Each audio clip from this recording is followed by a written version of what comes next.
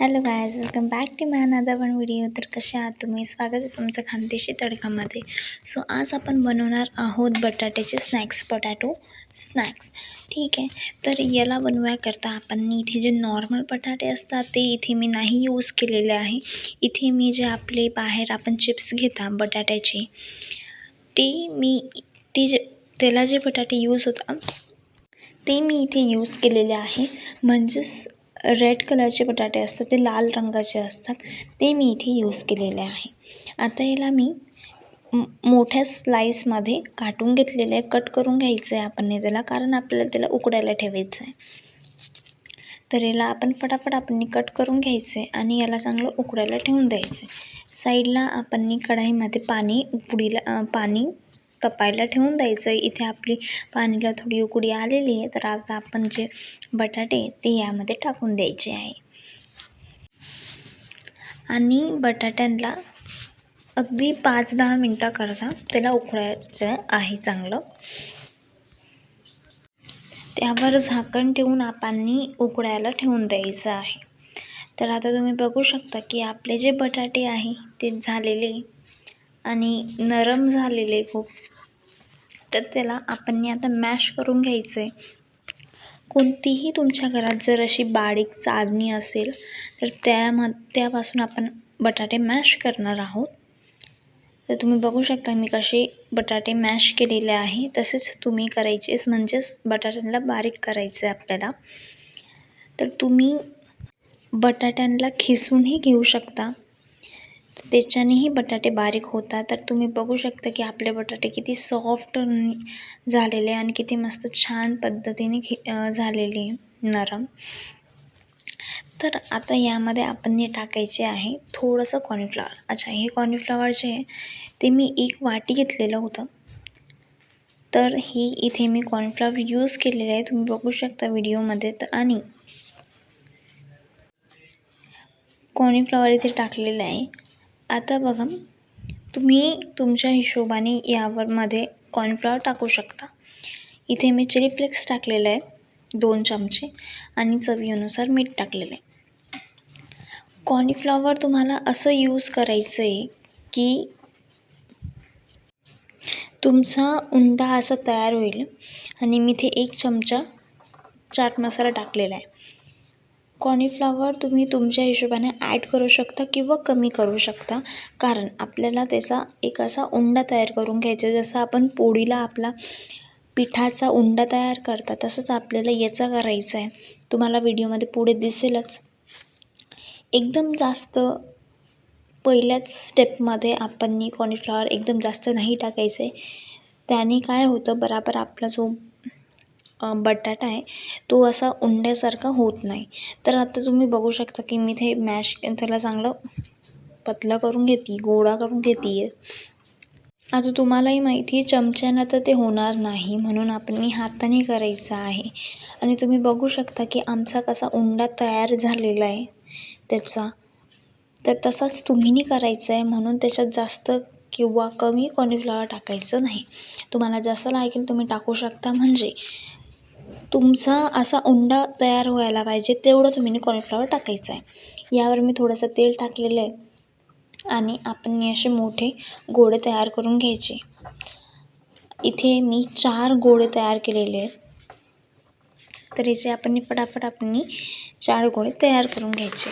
मी यावर तेल का टाकलेले आहे, कारण ते सॉफ्ट म्हणजेच नरम होऊन जातं, म्हणून मी इथे तेल टाकलेलं आहे. आणि चला आता आपण फटाफट जे आपले ते उंडे तयार करून घेऊ.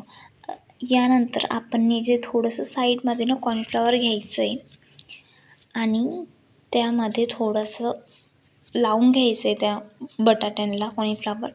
आणि आपल्याला याला लाटायला सुरुवात करायची आहे. कारण आता बघा, तुम्हाला जास्त मेहनत नाही करायची असेल शेपसाठी, तर तुम्ही बाहेर अशी शेपचे आकार भेटता ते तुम्ही आणून त्याचंही तुम्ही करू शकता. पण आम्ही घरीच नुस्खा बनवलेला आहे, तर हे कोणाकोणाकडे नसतं, ते शेपर वगैरे ते नसतं.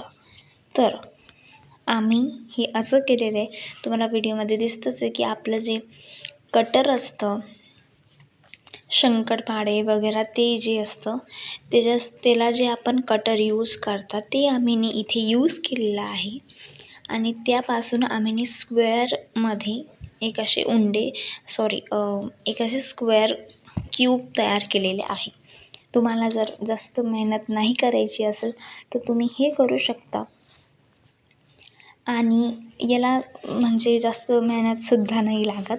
खूप छान आणि एकदम सॉफ्ट होता हिचे. आणि हे जे बटाटे असतात ना हे आपले नॉर्मल बटाट्यापेक्षा थोडे वेगळे असतात. का तर याला आपण असं नॉर्मली फ्रेंच फ्राईजसारखंही तळलं ना तर खूप क्रिस्पी होतात ते. तर आणि तुम्ही बघू शकता की याचा जो टेक्स्चर आहे किती सॉफ्ट आणि किती वेगळं वाटतं आहे. आणि जे आपले नॉर्मल बटाटे असतात जर त्याचं आपण असं केलं तर असं होऊच नाही शकत. कारण म्हणजे ते तुटू शकतं. म्हणून मग इथे आम्ही हे बटाटे यूज केलेले आहे. आणि तुम्ही बघू शकता की किती छान आपला शेप आलेला आहे बटाट्याला. आणि आता आपण याला चांगलं तळून घ्यायचं आहे. त्याआधी आपण जे आपले सर्व जे उंडे होते त्याला आपण शेप देऊन द्यायचं आहे. जास्तही पतलं नाही करायचं आहे किंवा जास्तही जाडं नाही करायचं आहे. आता पतलं केलं तर मग ते जास्त फुगणार नाही आणि जर जाडं केलं तरीही ते जास्त फुगणार नाही.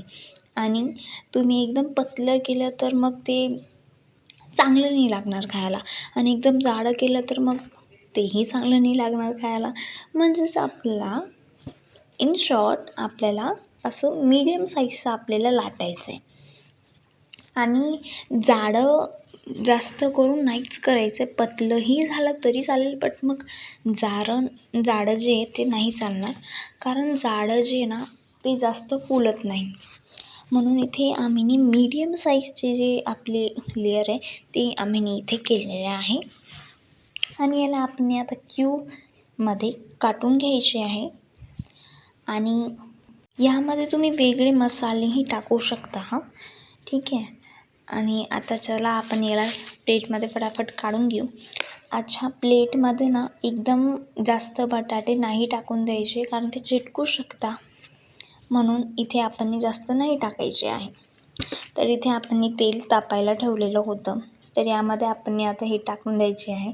आणि तुम्ही बघू शकता की किती छान टाकल्याबरोबर ते एकदम असे छान फुगत आहेत. आणि किती छान दिसतं आहे ते. असे जर आपण नॉर्मल केलं तर नाही फुगतात. म्हणजे नॉर्मल बटाट्याचे केले तर एवढे नाही फुगतात. तुम्ही बघू शकता किती छान ते फुगलेले आहे. आणि याला ना म्हणजे एकदम रेड नाही होऊ द्यायचं आहे. म्हणजे नॉर्मल त्याला आपण फ्राय करायचं आहे. आणि यामध्ये जास्तही टाकायचे नाही आहे ते बटाटे कारण ते चिटकू शकतात. आणि तुम्हीही बघू शकता की किती छान ते फुगलेले आहेत. आणि खूप क्रिस्पी लागलेले होते ते. तर तुम्हीही ट्राय करून बघा. तर याला ना जास्त होऊ नाही द्यायचं आहे. म्हणजे एकदम त्याचा रेडिश कलर नाही येऊ द्यायचा आहे जास्त. कारण जास्त रेड जर आपण केला तर मग ते बहुतेक चांगलं लागणार नाही. कारण की आमचे रेड तर झाले नव्हते मला तर माहिती नाही आहे.